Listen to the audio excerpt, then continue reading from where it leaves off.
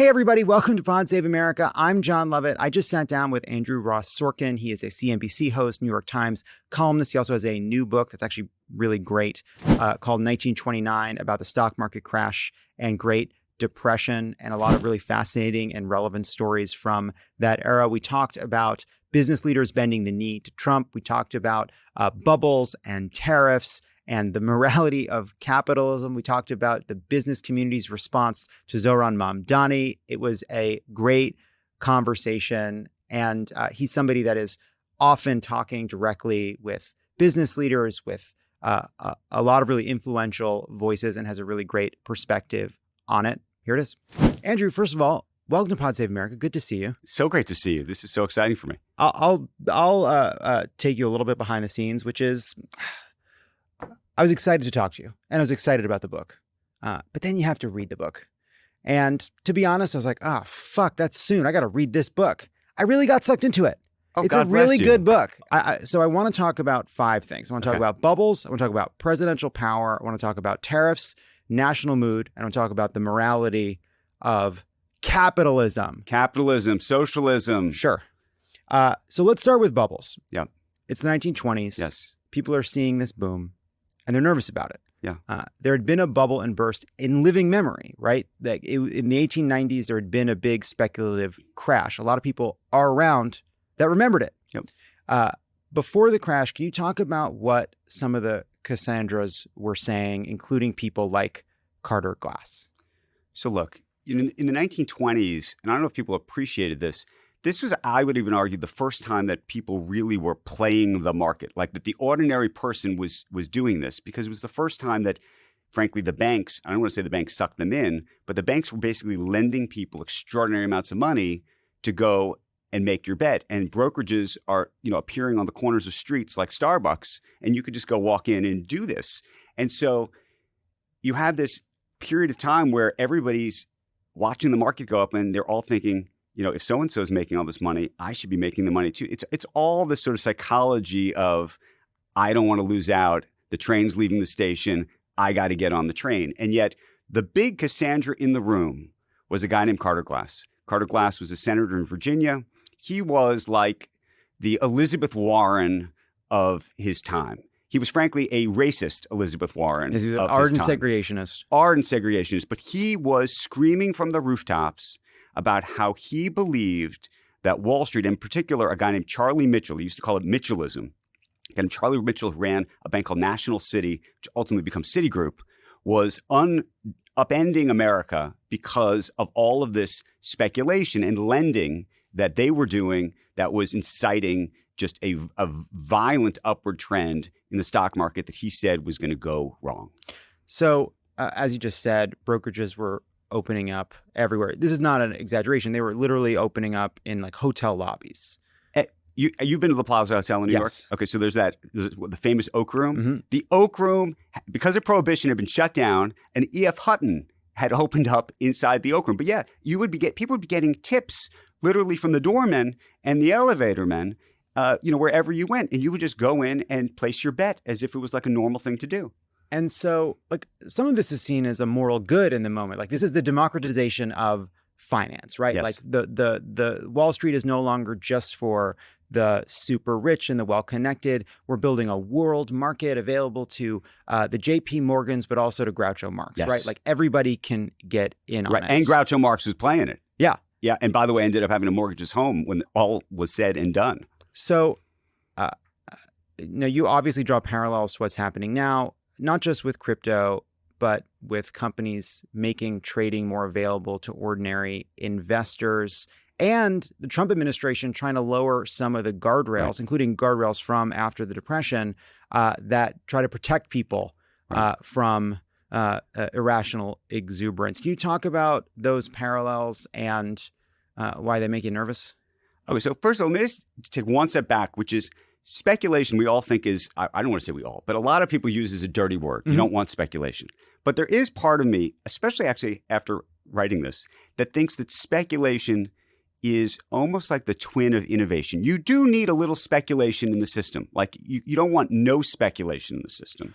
And I only say that because if you think about the great technological advances of our time, the first people to invest in Tesla years ago, when it seemed like an absurd and crazy idea, effectively were speculating. So I'm not here to say that speculation unto itself is a bad thing. In fact, I would argue you need a little bit of it, but I think you need to do it in a way where it's not toxic. And what was happening in the 20s is there was a toxicity to how this was all being run, which is to say that there were no rules, no guardrails. And what's happening today is that we are taking the guardrails away. So I think it's probably a good thing for the American public to have access and to be able to invest. You just need to do it with transparency, without the leverage, without the manipulative and manipulation efforts and the charlatans and the frauds that invariably emerge every single time we have one of these booms. And I would say right now, you look at what's happening in crypto, and yes, there are frauds and charlatans everywhere. There was this thing called a SPAC boom, this blank check boom, just a couple of years ago. Everybody said, oh my goodness, I can get access to the lottery ticket early. This is amazing. And invariably, most of those investments went bad. And so every time we have one of these sort of like innovative moments, if you will, I think you just need to really be super careful. The Biden administration was aware of this and was thinking about how do we regulate cryptocurrency to protect people and to protect the broader economy from the same kind of boom and bust and hyper speculation that happened in the 1920s. Trump, at first, is extremely skeptical of crypto, doesn't get it, starts to discover there's something in it for him personally. Next thing we know, the SEC is becomes sort of captured by crypto, and he's selling it himself. How much does that look like what was happening in the 20s? First of all, I would argue that Trump's flip on crypto was almost 100% related to the fact that the entire crypto community decided to effectively back his campaign and buy him. That's what happened. I mean, let's just call a spade a spade. This was a demonstrable effort by the crypto world to say, look, if we can get on this guy's good side, he will get on our good side, and it's as transactional as anything else. That's putting aside, that's even before you get to the issues around his family and getting involved in crypto and all of those things. Interestingly, I had a conversation with Eric Trump, this a couple even weeks ago, I think, about this.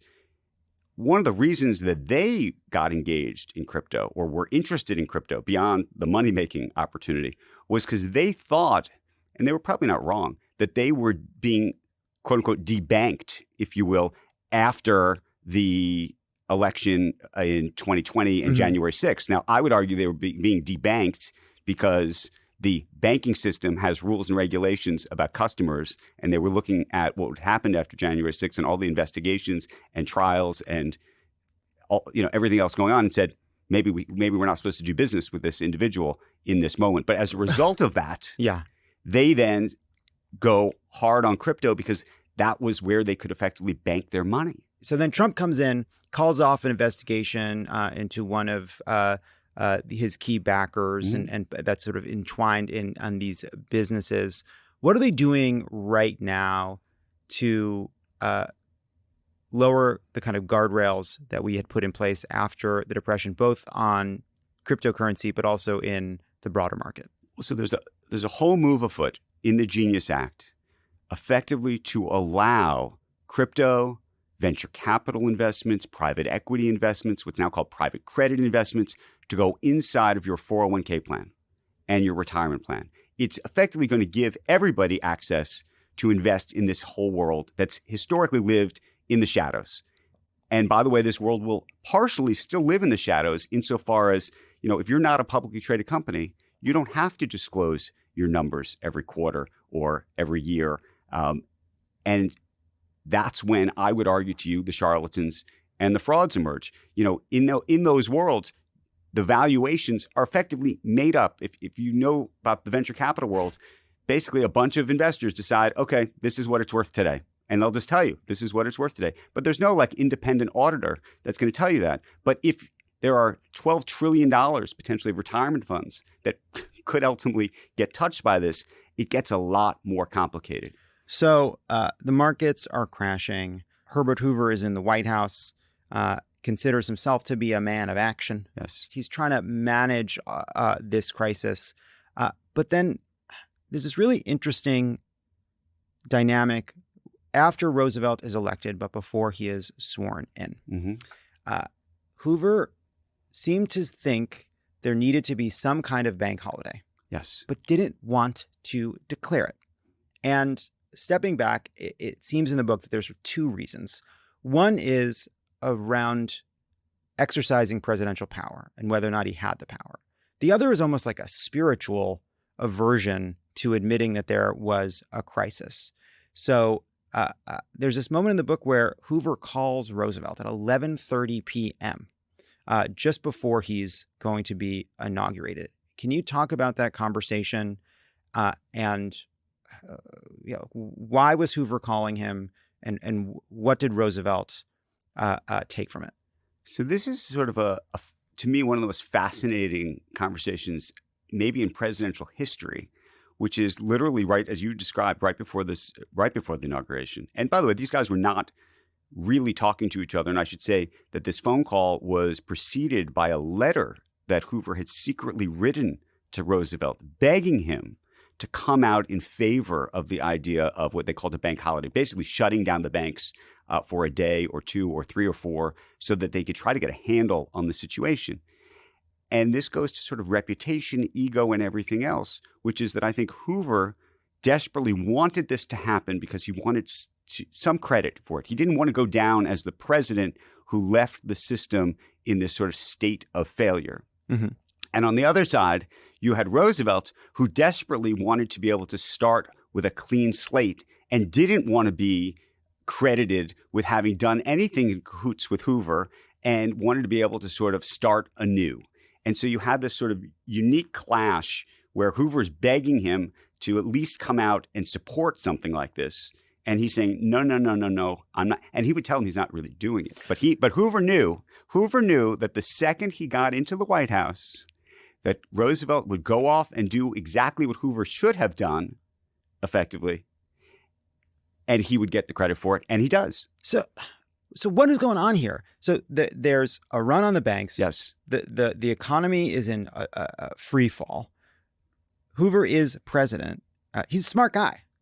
Not a dumb man. He is smart. He was worried about the speculation all through the 20s. He didn't seem to have paid enough attention to it, but he is very concerned about it, concerned about the possibility of it all going bust.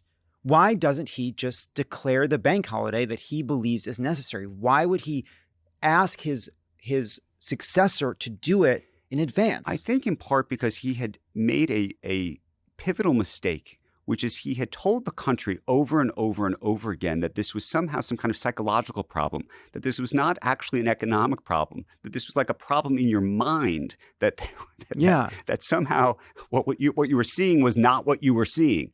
And by the way, people didn't believe that because they could see what they could see.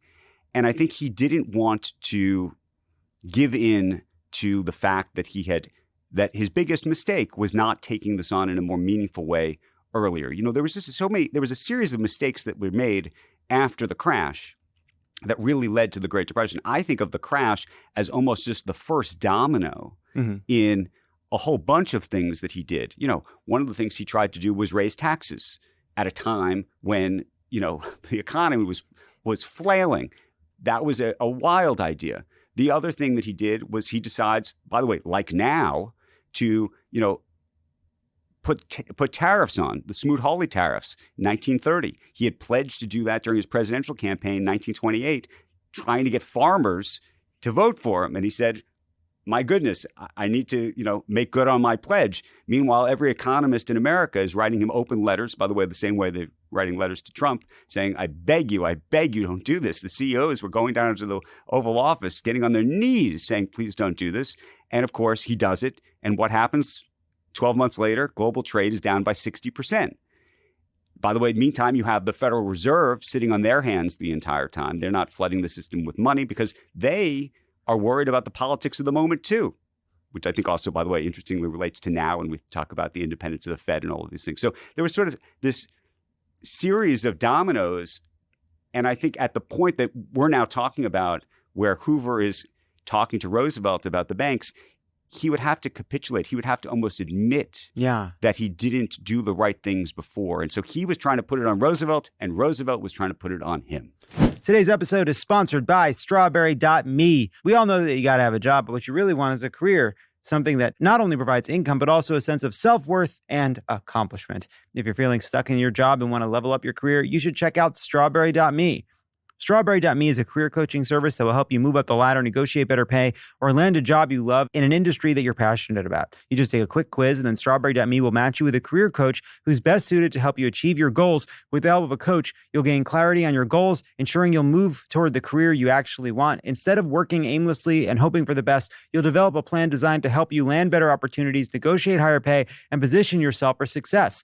And because real progress doesn't happen without accountability, your coach will help keep you on track so you actually follow through. Strawberry.me gives you the tools you need so you're the one in control of your career. Head to strawberry.me/crooked to claim a special offer and get started. That's strawberry.me/crooked. Stop settling and start building the career you actually want. Pod Save America is brought to you by Acorns. Tell me the best piece of money advice you've ever heard, where to come from, why to stick with you. The best piece of money advice is just start saving as early as you possibly can. Mm-hmm. Put a little bit away. It was never in your bank account to begin with. Put it in a 401k, put it in an IRA, put it in a savings account, because over time it will grow and you'll be so happy you did it, and you will not miss that one dinner out that you didn't get. Good advice is one thing. Actually putting it into practice is another. But with Acorns, it's easy to make healthy money habits automatic. Acorns is the financial wellness app that helps you invest for your future, save for tomorrow, and spend smarter today. Acorns makes it easy to start doing more with your money. In fact, you can start automatically investing with just your spare change. You don't need to be a finance whiz. Acorns puts your money into an expert-built portfolio to make sure you're investing wisely, not wildly. Plus, Acorns can support your money goals in life, a new car, a first home, investing for your kids, saving up for retirement, and so much more. Acorns even has a checking account that automatically invests for you, an emergency fund that grows your money, and it's all in one easy-to-use app. You don't need to be a day trader. You don't do anything complicated. You should just put your money into something that's safe and reliable that you can forget about and leave alone. That's not your expertise. That's not what you're maybe best at. So you just have to save a bit at a time, nothing fancy, and you'll be glad you did. Yeah, but enough about Melania Coin. Sign up now, and Acorns will boost your new account with a $5 bonus investment. Join the over 14 million all-time customers who have already saved and invested over $25 billion with Acorns. Head to acorns.com/crooked or download the Acorns app to get started. Paid non-client endorsement. Compensation provides incentive to positively promote Acorns. Tier 2 compensation provided. Investing involves risk. Acorns Advisors LLC, an SEC registered investment advisor. View important disclosures at acorns.com/crooked. Meanwhile, Carter Glass, who is as we discussed, sort of against all this Wall Street speculation, he tells Roosevelt, I think the president of the United States had no more valid authority to close or open a bank in the United States than had my stable boy. He just doesn't believe the authority is there. Hoover, in that letter you mentioned, tells him, actually, I think you do have the authority, which is buried in an old dusty statute called the Trading with the Enemy Act. Hey, we have this old law in the books. That you can go and grab and use to do this thing for which it had never been. Are you seeing parallels to today? So sometimes you will see, and it is not the first, second, third, or fourth defense of Trump, but it's in there, kind of a more intellectual one, which is that all these liberals that say Donald Trump is a tyrant, that he's an authoritarian, FDR comes in, fundamentally changes the role of president.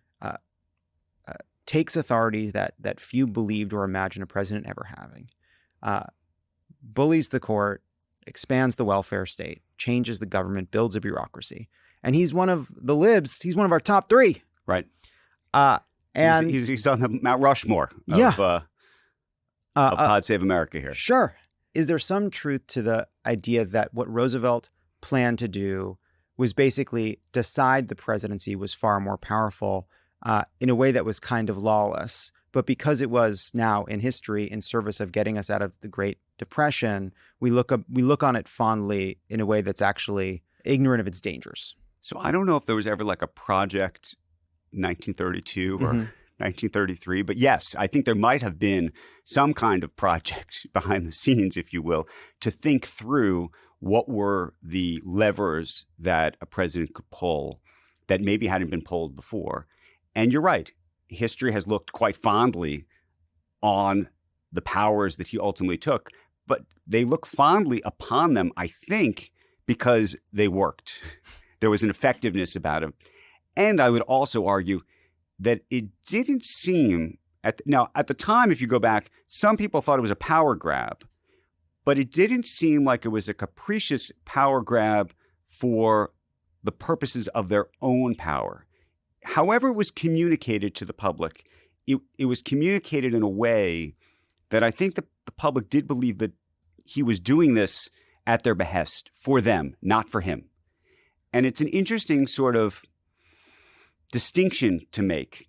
And maybe it's a distinction without a difference. I don't know. I'm curious what you think. He talks about it in the 1932 convention speech that there was this concentration of economic power, and we were in just an unprecedented crisis that demanded a response. I remember when President Obama used the most delicate of language to criticize Wall Street, and he got a lot of shit for it. Yes, I remember it super well. But Roosevelt is talking about the money changers in the temple. So the other thing that I found fascinating about Roosevelt, also Hoover to some degree, but given Roosevelt's public commentary about bankers and about wealth, and he doesn't get really into a sort of larger question about capitalism, I think the way we are discussing those questions today.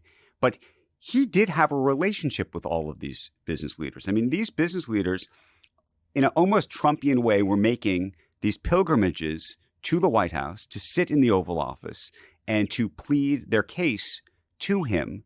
And he had a somewhat, it seemed like, friendly relationship with the leaders of these institutions. I will say one thing, though, about all of these bankers and wealthy individuals in the 20s and even now. And by the way, back in the 20s, not inflation adjusted, for real, there were 2 billionaires. People were making tens of millions of dollars. There was a magazine article called Our Second Billionaire, which was Henry Ford, 1929. One of the great lessons, at least for me, that I've learned just, I think, in reporting all of these years and in even just reporting on the current milieu of billionaires in America, it doesn't matter how much money you have in your bank account or what title you have on your business card. It is not emotional armor. It just isn't. And I think that the public, including myself, often think, well, they've got so much money. What do they have to worry about? Someone writes a nasty article about them, or the president goes after them on television. What do they care? They can just go back to their yacht and they don't have to worry. And I think there's truth to it in the sort of financial sense, right? It's not that they're losing their home and are now out on the streets, but it's almost like anti-armor because I don't know if you read Us Magazine occasionally, but there's the page, This Is Us. They're just like us. Mm-hmm. Like emotionally, they're just like us. Well, and there's something there's something about it. Well, I think there's two things. I think one, something happens when people catch the car, like they whether they've inherited or made it, they have all this money. Yes. And they know that because they have all this money, they're supposed to be in better shape, not just financially, but emotionally. Yes. And they look around, it's like, how am I so rich and so mad? What the fuck is happening? Right? It's almost like, if I'm this mad and I'm this rich, I'm really getting fucked. Something's really gone wrong here. So that's one part of it. The other is, I notice this in life. I think it's true in ways large and small. If you're arguing about money, you're arguing about something else. And a lot of times when you're arguing about something else, you're really arguing about money. And so... very interesting insight. Sure. I think sometimes money can be a stand-in for value. You talked about business leaders coming in to see Roosevelt. That had begun under Hoover. He invites business leaders to the White House. And after the meeting, the head of Con Ed, Consolidated Edison at the time, tells someone, I was never so confused in my life. Hoover believes that this is just an emotional thing, that America's having a psychological issue, basically. We're having a mental break. And really people just need to be buoyed. Yep. But he's the exact worst, even if that were the case, which it wasn't. He's the exact wrong person to do it. He's a terrible communicator. Can you talk about both sides of this, right? Like on the one hand, no, this isn't just a mood. There's a huge crisis unfolding that's based in hard numbers. And then if it were a mood, why he was so bad at persuading people or talking to people about what was happening. I'll take the second part first. He was a terrible orator. I mean, ultimately, that's the truth. He didn't, whatever you think the it factor is in politics, he did not have it. Mm-hmm. In that regard, it's sort of surprising that he won the election at all. I think his ability to stir the public the way some of the great presidents who've been great orators have was just not a talent that was in his, in his talent drawer. Like he just didn't. It was not something he had. So I think his ability to, but the other sort of psychological piece of this, and you can even think about it in the most recent decade, even now, actually. So, we had a whole period of time in our country where there was remarkable inflation going on. And President Biden used to tell everybody, like, there isn't inflation. It's fine. I mean, by the way, Biden tried to do a little bit of what Hoover was doing. And the people were on TikTok saying, that's not true. Have you seen the price of eggs? I don't understand what you're trying to tell me. By the way, I would say the same thing is happening now with Trump. Yeah. Which is Trump is out there saying the economy is great. And yet, if you look at some of the polls and you definitely look at some of the economic data, there's weakness there. That's real. It's not some of them. I mean, the people, people are furious that he's not paying attention to the rising to prices. People feel like he hasn't fundamentally addressed the main reason he was able to get in a second time. Oh, I don't disagree with you. I'm just wondering. I'm very curious if they actually did some real polls. I've seen only a couple polls on this where people really talk about how they feel about the economy today and for reasons that I think are inexplicable. So I look at the economic data and what's going on with inflation, and I would say there's some underlying weakness, at least for large pockets of the country. And you would think that they would be on TikTok screaming the way they were screaming a couple of years ago in the last administration. And I think there's some screaming going on, but I don't think there's nearly the same kind of screaming, and I wonder why that is. Yeah, to the point about Biden and Hoover, there's a point in which that in the book where you talk about Hoover struggling to communicate, in part because he's constitutionally gloomy, just a gloomy guy. And I just think about Biden trying to reassure the country, but his tone, certainly by the end, had become, when comprehensible, so defensive. Right. And so small. And the parallel that I drew is, Hoover is this person that sees himself as someone perfectly suited to understand and manage a crisis, far more so than Roosevelt, who knew far less about the economy. And yet the country came to view Hoover as someone completely untrustworthy and put all their faith and belief in Roosevelt, believed he was the guy to solve it, even though he really had a pretty superficial understanding. It was really going by gut. I think the parallels there are pretty obvious now. Very obvious. And I'm so glad that you made the parallels. It's funny, when I was writing the book, I used to have these big debates with my editor about whether we should actually make the connection for the reader. So when you read the book, you're hopefully inside this narrative and just, listening or reading this almost tale of what happened. But as you're doing that, and I'm not trying to lead you to a place, but I imagine that there are readers who are going to go, oh, well, that's like this, and that's like this, and that's like this, and that guy's like Elizabeth Warren, and that guy is like a little bit like Elon Musk. And so, yes. I'm glad you didn't. We live in an era where people are afraid of subtext, and they don't trust their audience to just make their own conclusions. But great stories, you don't answer the question, you leave people with a question. One would think that's at least how it used to be. Yes. But now you go into, this is for another conversation, but you'll, like, the number of movies where at about 2/3 of the way in, some character looks at the audience and says, here's the thesis of this film. It's like out of control. It's out of control. So I love you for saying that. Let's talk about tariffs. Stock market right now, especially responsive to Trump's push and pull with China. We saw last week he threatens new tariffs on China. The Dow plunges 900 points, then bounces back the next Monday because he basically has a softer energy about it. Lots of vibes-based market movements these days. Vibes. Does that make you nervous? Are you like, I want to talk about tariffs as a policy, but just in the way the markets have reacted to global tariffs that we haven't seen since the Depression. Right. Have you been surprised by the lack of reaction? What's your take? I'm no longer surprised because one of the things that I've decided I've learned is that the investor class, whatever that even means anymore, is a group of people who are effectively professional optimists. And the truth is that actually, if you look over time, being a professional optimist or being predisposed to being optimistic has actually been the right choice. So I remember years ago, you'd hear about, a war breaking out in the Middle East or something, and the market would falter and go, fall to pieces. And the truth was that if you had bought when that happened, you would have made a small fortune. And I think over time, people have seen that most of the time it works out. Mm-hmm. The problem is some of the time it doesn't. And so, but as a result, I think there's always this predisposition towards there's going to be some semblance of rationality to what will ultimately happen. Mm-hmm. And so you have President Trump out there, making some grand claim about the tariffs. The market freaks out because they're like, should I believe him? Am I supposed to actually listen to his words? Am I not? I mean, but this happens every day. Right. And so then you have this sort of back and forth with China. I'm of the view that ultimately, I don't know if it's the taco trade or whatever they call it these days, which is Trump always chickens out. Yeah. Ultimately, I think he's trying to push it as far as he can push it. But the true, and maybe it's the only governor thus far, actually, on this presidency, has actually been the markets, weirdly enough, right? So when he announced the tariffs back in April, the sort of big,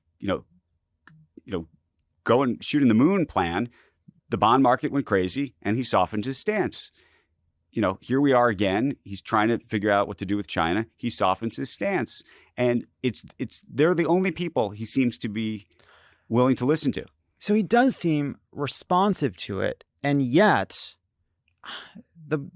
not so responsive as to have a comprehensible policy. You have Scott Bessent, Treasury Secretary, talking about how we need to rally Europe and our other economic partners to unite against China.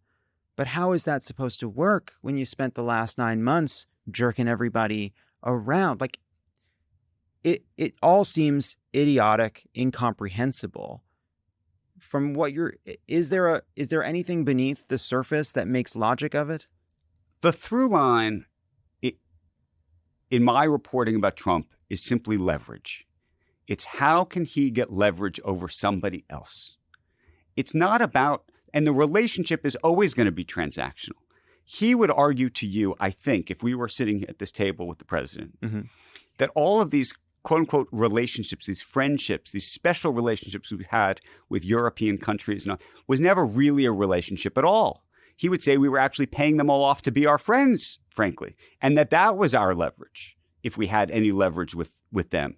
And I think now he's saying we have leverage in a different way, which is that we're basically going to tariff them. My only point is that I think what he's looking at are the numbers, not that anybody's doing anything in a kumbaya way for the United States, nor that the United States should be doing kumbaya way things for them.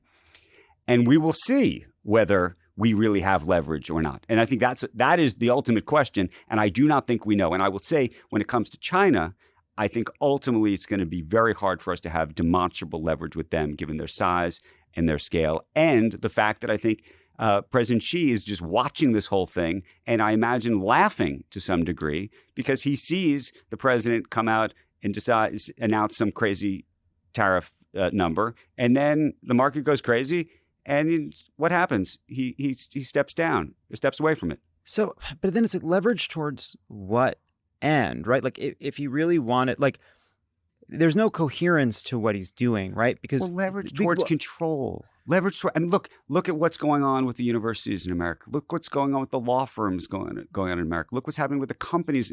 It's all there's the leverage over somebody else, power over them, so that when you need to ask for something, the answer is yes.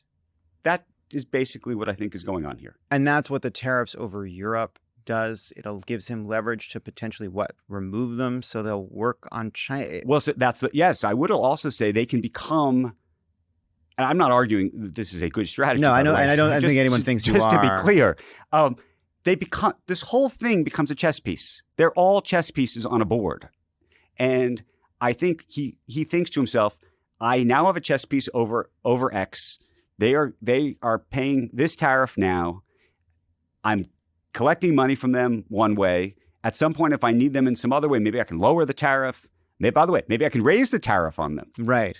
And the whole thing is just a sort of grand leverage negotiation.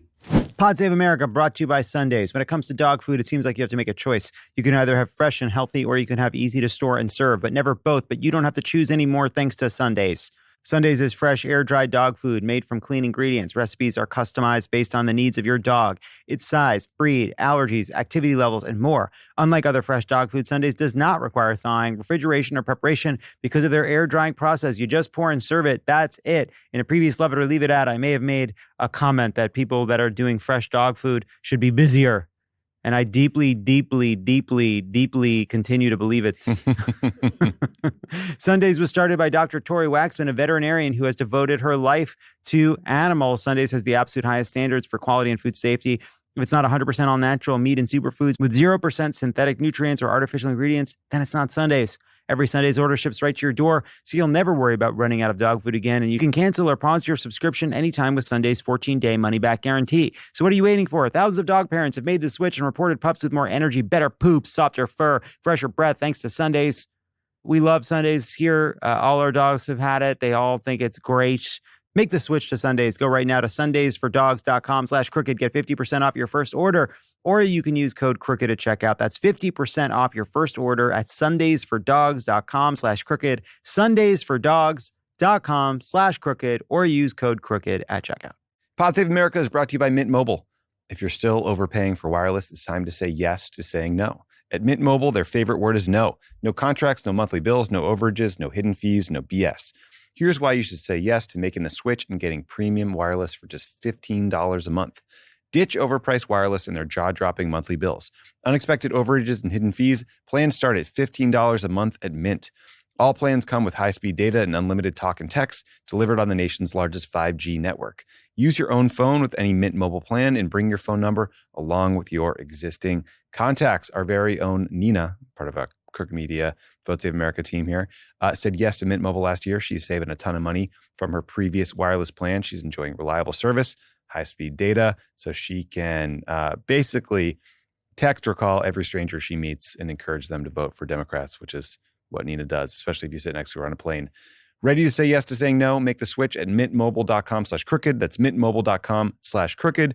Upfront payment of $45 required, equivalent to $15 a month. Limited time new customer offer for 3 months only. Speeds may slow above 35 gigabytes on unlimited plan. Taxes and fees extra. See Mint Mobile for details. You brought up the way he's sort of using leverage over corporations, and I want to talk about this. I want to start with Charles Mitchell because I think it's relevant. So you mentioned this earlier. So Carter Glass, this anti-Wall Street segregationist. Charles Mitchell is one of his sort of chief enemies. Yes. Charles Mitchell leads Citibank. He is the kind of chief villain of this congressional inquiry that ultimately leads to charges. Yes. He is charged for tax fraud. Yes. He goes to trial. What happens? We're going to give away the end of the whole story. Oh, so he goes to trial and you won't believe what happens. Yeah. No, I don't think of it. I mean, I guess No, I don't think it's a spoiler. I mean, I guess it's history. You can't really spoil history. You can't really spoil history. So Charles Mitchell effectively gets indicted for tax evasion. By the way, that case brought against him by Roosevelt, effectively signed off by Roosevelt, who had a chip on his shoulder about Mitchell, and that was part of the politics too. So this gets back to the strange parallels in life, Democrats and Republicans, for better or worse. And he goes to trial. Everybody expects that he's going to be convicted. Everybody thinks he's going to be convicted. He had, by the way, engaged in what was demonstrably a sham tax transaction with his wife. And you get into, I mean, you really get to see what was going on in the moment when he's literally in the room with his wife, you know, planning this whole tax strategy out. And the jury comes back and finds him not guilty. And this goes to exactly maybe what people thought about after the financial crisis of 2008. Nobody really went to jail. Yeah. And when people discuss this with the jurors, when you read all of the sort of articles and opinion pieces about this at the time, the view was that he did basically what everybody else just would have done. And they did not consider that to be criminal. Interestingly, he had done it with the blessing of his lawyer, which was also sort of, from a legal perspective, a very sort of interesting defense, which was that he went to the lawyer, got the lawyer to bless it, and there it is. Well, what's interesting about that is, as you make this point in the book, I'm going to paraphrase, but something to the effect of, there are criminals and there are frauds, and that's a big part of this. And that in any kind of moment of a bubble, there are people that will take advantage. People are much more careful when times are tight. Mm-hmm. But you make this point that a lot of these people did what anyone would have done. Mm-hmm. And you gotten some shit for saying that, by the way. Yes, I have. That people are like, oh, you're apologizing for these people. But I actually want to take it at face value because how sad it is that this is what people would have done under these circumstances and in this moment. Carter Glass is in some sense vindicated. He then writes at great kind of pain to his own health what becomes Glass-Steagall. Mm-hmm. Roosevelt signs it. It is seen as a bulwark against the excesses of the Depression. But even that was a completely corrupted process. By the way, that was which a great I didn't lesson know. for me. I didn't know. Yeah. I didn't know that. That was, by the way, one of the great surprises for me as I was going through the letters and archives of this period, which was, I think we all have this impression that this great bill Glass-Steagall, which broke up the banks, was sort of driven by Carter Glass and this idea that the bank should be broken up, and this was to make the system safer. So that basically that speculation was over here, and yes, you vanilla savings was over here. Correct. You were dividing the casino from the actual bank. Mm-hmm. But the truth was that this entire process had been corrupted, and the only reason I would argue this bill even came about was because the Rockefeller family, which effectively owned a big chunk of Chase, which was a major competitor to Citigroup, mm-hmm. wanted to break up Citigroup, but also, more importantly, wanted to break up J.P. Morgan. And that the Rockefeller family had it out for J.P. Morgan, and as a result, they went to Roosevelt, who, by the way, wasn't so excited originally about passing this bill. This bill had been sitting around for a while, and he was slow-walking Carter Glass in so many different ways. By the way, interestingly, Roosevelt was not really for the FDIC, which was also a piece of this bill, effectively insuring bank deposits. Roosevelt originally wasn't even for that either, but there was a whole bunch of sort of efforts afoot to put all of these pieces in place, to the point where I found a letter that Carter Glass had written that actually walked through the whole thing, where he was basically complaining that the bill wasn't really his and had been effectively taken over by the bankers. And there's a section of the bill that was physically written by the son-in-law of Rockefeller. The Jared Kushner of the day. There's a quote from Hoover's Treasury Secretary, Andrew Mellon, in 1929. The quote is, "Liquidate labor, liquidate stocks, liquidate the farmers, liquidate real estate. It will purge the rottenness out of the system. High cost of living and high living will come down. People will work harder, live a more moral life. Values will be adjusted, and enterprising people will pick up the wrecks from less competent people." Hoover. He's telling that to Hoover in 1929. There's a little bit of resonance in the way some of the it's like a Tea Party speech. It's a Tea Party speech. It's also a MAGA industrial policy. We've got to get back to making things. We've got to get back to using our hands. There's Carter Glass and the people that were against Wall Street speculation, they are ultimately vindicated because of what happens. But they weren't just predicting the future. They had a moral problem with what was happening in the economy. Clearly, someone like Andrew Mellon, pretty callous about what would happen to farmers who don't, they are people. They don't liquidate as well as, say, dollars do. But there's clearly something about the way the American dream had changed in this era that made people uncomfortable. Can you talk about that? Well, first of all, Andrew Mellon was a capitalist with a capital C in just every way. If you had great success, God bless you. If you had great failure, God bless you. He wasn't there to pick up the pieces in any way, shape, or form. I would argue, by the way, that the American dream shifted in the 1920s. I actually think that the dream that shifted in the 1920s, for better or worse, is the dream that exists today in America here today, and I would argue on TikTok and everywhere else, which is, I think prior to 1920, it really was more of a Horatio Alger kind of story that people were pursuing. And I think in the 20s, in part because of the stock market and everything else and the industrialization and going to big cities and everything else with the sort of elites that they saw, it became about the lottery ticket. It became about, I don't know about a get-rich-quick scheme, but it became about getting rich, getting super. It wasn't just about having a better life than your parents. It was about something else. It was about sort of reaching for the stars in this other way. And that was partially, by the way, a function of the media. You know, this was the first time big magazines were all of a sudden putting CEOs on the cover of these magazines. You know, they used to have, Babe Ruth and Charles Lindbergh on the cover, and now Charlie Mitchell is on the cover of these magazines. And so I think that we, as a culture, almost turned these people into heroes. And here we are close to 100 years later, and you're seeing it almost in the exact same way. Yeah. So just for people, so Horatio Alger stories, just for people, these were stories about kind of people from hard scrabble roots working their way up, not to like supreme wealth, but to like a classic home life, like a good family life and providing for their family, like a middle class life. Mm-hmm.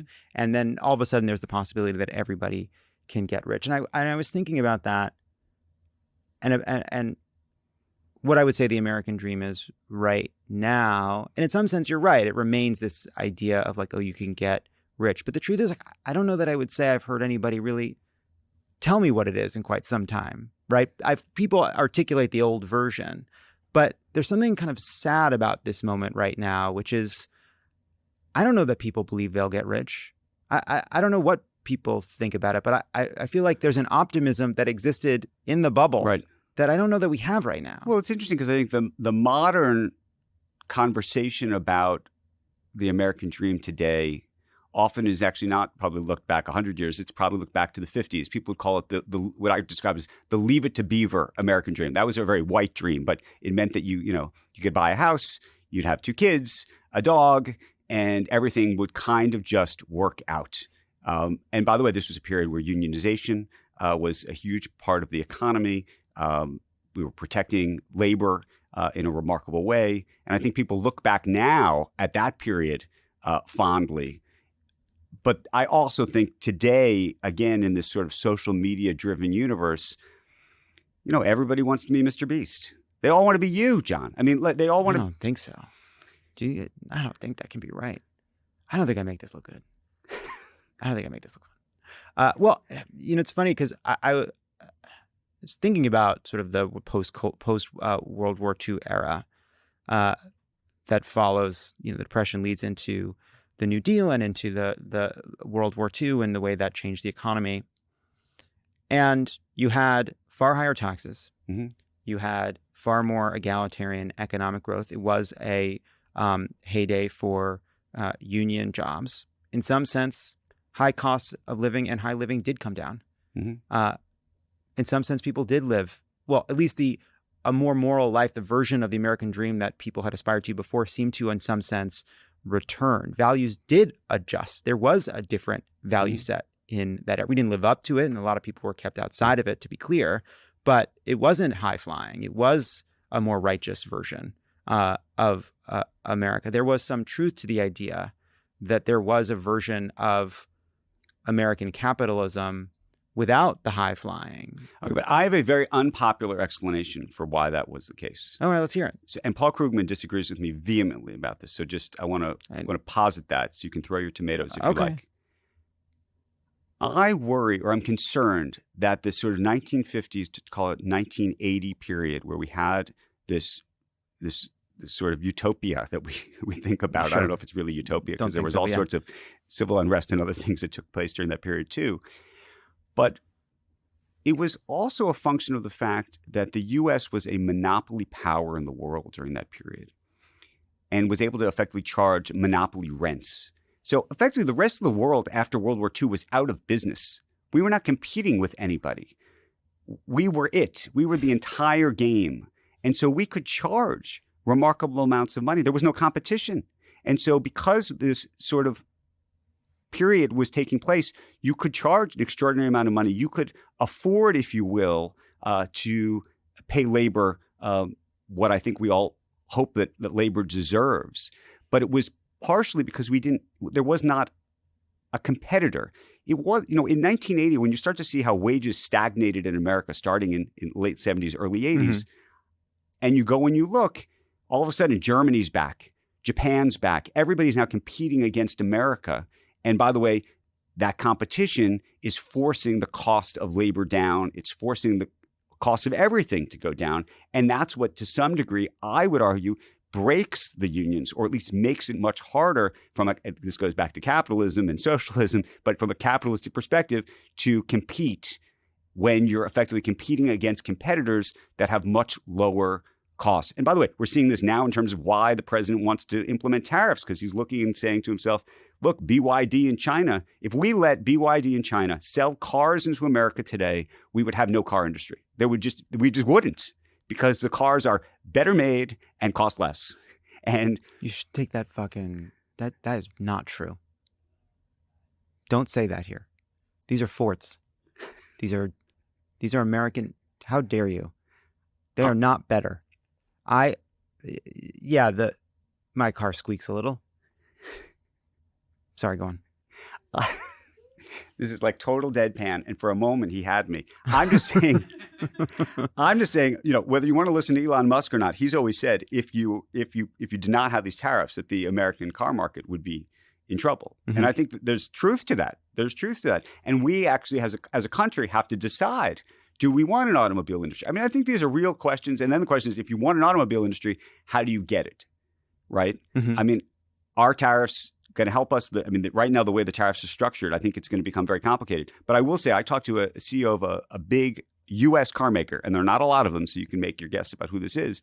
And they said, look, in 10 years from now, given all of the tariffs and everything else, most Americans are going to spend more for less quality cars than much of the rest of the world is likely to get. And maybe we should be cool with that. Maybe we shouldn't. I don't know. But I think about this stuff. Along with globalization, you also had regressive tax, a shift towards regressive taxation. You had deregulation. You had a whole host of ways in which every policy seemed to be designed to make matters worse for the middle class. And I agree. By the way, I know that part I agree with you 100% on too. So just thinking ahead of the comments. Yes. So in the head of the comments. So let's talk. You talked about what CEOs are saying. Let's talk about what the CEOs are doing here, because this gets into the sort of the moment and sort of the morals of this version of capitalism we have right now. Tim Cook, smart guy, gay guy. Not central, but it's a fact. He's marching down to the White House, bringing a bauble for Donald Trump. That sucks. That's got to suck. He's got to hate doing that. Why is he doing that? What's the logic? How does he defend to himself why you would go down there and kiss the ring and end up standing between Donald Trump and J.D. Vance? Well, I don't even remember now what it was, but it was some. Like he was standing there between two of them doing some sort of disgusting diatribe.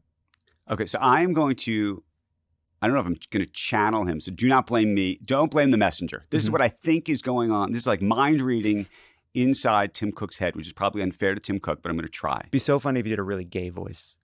I will. Just keep going. I'm sorry. Just trying to lighten it up at the end. What I think is going on here is I think that he is somebody, and as I think most of these CEOs, I think they are playing trade-offs in their mind. This whole thing is a trade-off for them. They're saying to themselves, I could raise my hand right now and say, this is all wild and completely nuts, and I disagree with everything that's going on here. And if I do that, what's the upside for me to do that? And what's the downside for me to do that? And I think right now in this moment, the upside, in truth, is probably not a lot. I think that a lot of people at this table and a lot of listeners would applaud those people, but it's unclear to me, unless it's done as a collective, that it would have any real impact. Right now, given what's happening in Washington in terms of the Republican control of the White House, of Congress, of the Senate, having even the business community come out in any meaningful way and say, excuse me, we don't like it this way, it's unclear that would have some kind of impact. The downside, I assume, is that you sit there and you say, if I don't do this, or if I raise my hand and say this, is that I'm going to be slaughtered. that's what's happened in America. And by the way, it depresses me to say this. That's where we are. It's like a mafioso thing. It's like, if I raise my hand and say there's a problem, I will be slaughtered. That's what I think is, I mean, hopefully not literally slaughtered, but I think that is the calculus. And I think the calculus is all of these people are thinking, I want to be here. I want the company to be here in not just tomorrow, but in 2 and 3 and 4 and 5 and 10 years from now. And can I just play this out? Can I just stick this out long enough to get to the other side, whatever you think the other side looks like? So there's 3 parts of this. One is you mentioned, which is they're not acting collectively, which is not in their instinct. But is there an understanding behind the scenes here that while any one short-term capitulation might be in the interest of an Apple or another major company, that in the long run,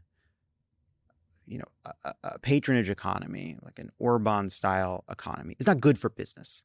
And that there is a collective interest in finding ways to head that off, especially, as you noted, right. The one governor of Trump has been the markets and being afraid of sinking them. Right. So I do think that behind the scenes, there is consternation and anxiety and all sorts of things about what this administration does. No question. I mean, I think one of the reasons they don't speak out is because they're scared.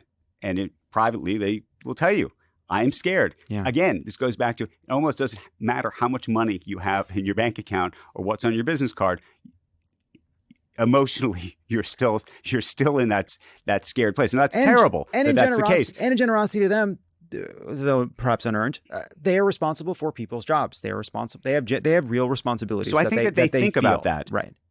I think they think, and maybe they'll be wrong about this, that if in fact there's sort of a red line moment, and the question is, what is that red line moment? That there's going to be some button that they're going to push, that they would push the button if this sort of red line moment happens. Now, there's obviously a lot of people, I imagine, who are listening to us now saying, hasn't the red line moment already happened? Or if you think the red line moment is coming, don't you need to get in front of it before you ever get there? Because by the time you get to that line, you won't be able to you won't even have an opportunity to touch the button because you'll be so far away from it. Yeah. Because somehow you'll be in this sort of terrible place.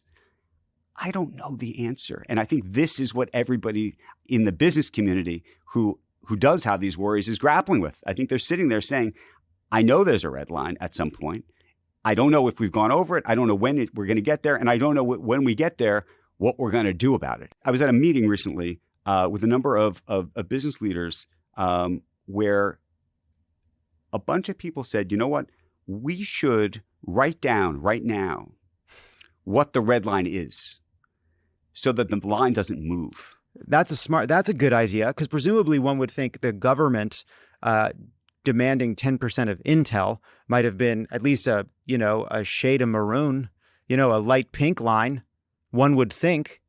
So that I think is, by the way, I think it would be very valuable for business leaders today to write down on a piece of paper, have a plan. If you think there's going to be a day you're going to raise your hand and say, I don't like this and we've got a problem, write down what are the parameters and the metrics with which you would actually do that. Because what keeps happening is the line that you thought nobody would cross seems to get crossed almost every day.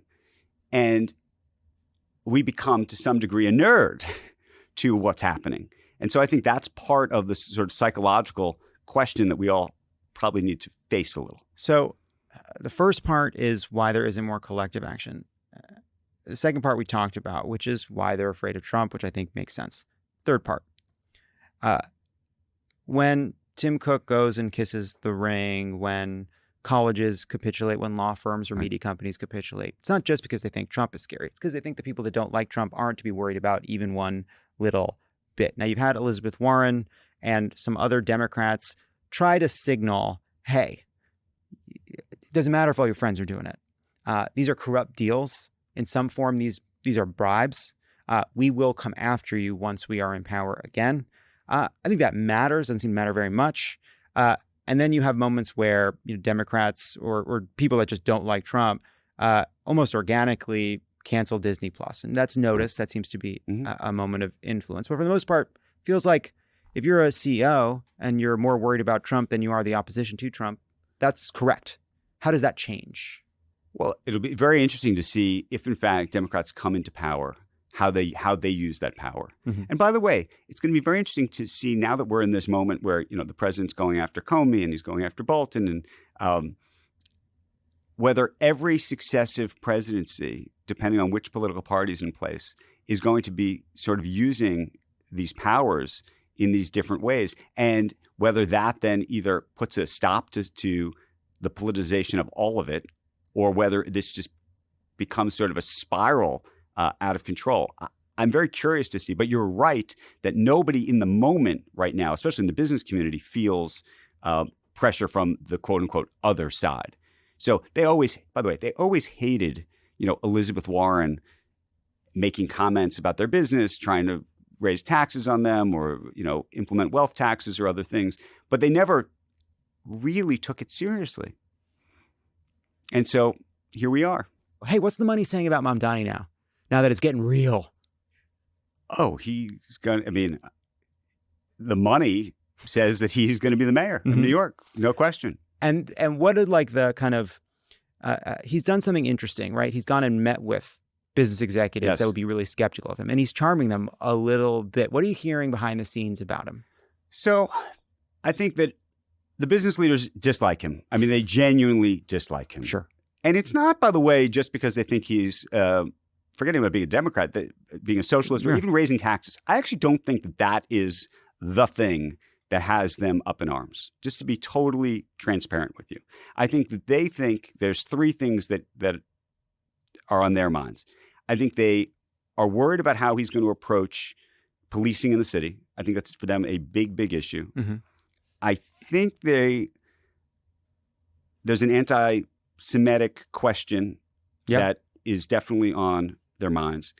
And then there is, and this gets to maybe the Democratic Socialist piece of it.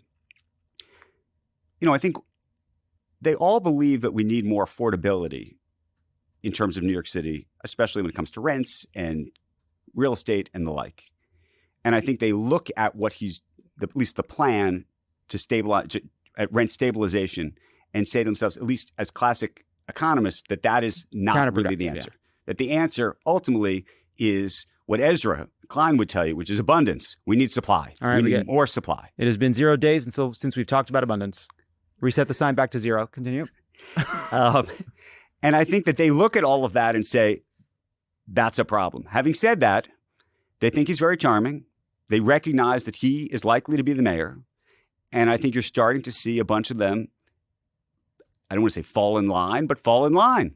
Wow. And so you're seeing some people come out with sort of more positive comments, hoping, knowing that maybe, if he's the mayor, that if they're friendly early, that he'll be friendly later. I mean, I think that's, and this is fascinating because it's, by the way, this does happen on both sides of the political aisle, right? It's a very interesting moment.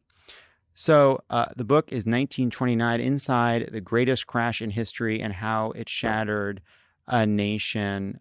Last thoughts on this, which is, you end the book talking about two things, which is humility and resilience. Yeah. We need a lot of both. We need a lot of both. I'm not interested in resilience right now because I sometimes feel as though we kind of rely on it. And let's say for a moment we're not. Let's act as if we aren't. But humility, if we look back on this moment, mm-hmm.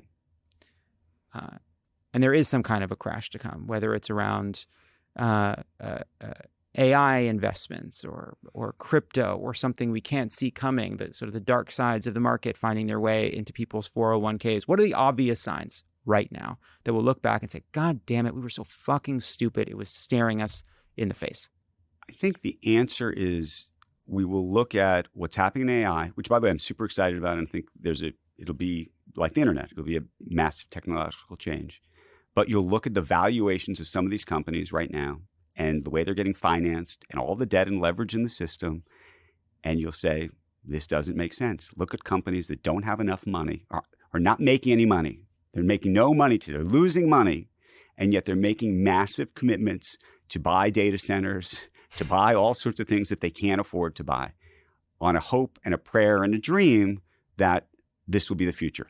Some of them will be right, and they will be the future, and there will be some of them will be Amazon, but a lot won't be. And we will look around and we will say, that was a mistake. Andrew Ross Sorkin, so good to talk to you. So Great good to talk to you. conversation. Thank you. This was fun. Everybody, I do really recommend the book. Really fascinating and relevant to this moment. Thanks so much. Thank you. That's our show today. Before we go, do me a favor, subscribe to this channel, share this channel, paid subscriber, free subscriber. Both help us build a progressive alternative to a lot of right-wing media that is doing quite well here on YouTube. Also, thank you to Andrew Ross Sorkin. The book is 1929. It's a great read. This was a great conversation. Really appreciate it. We'll be back with a new episode of Pod Save America on Tuesday morning.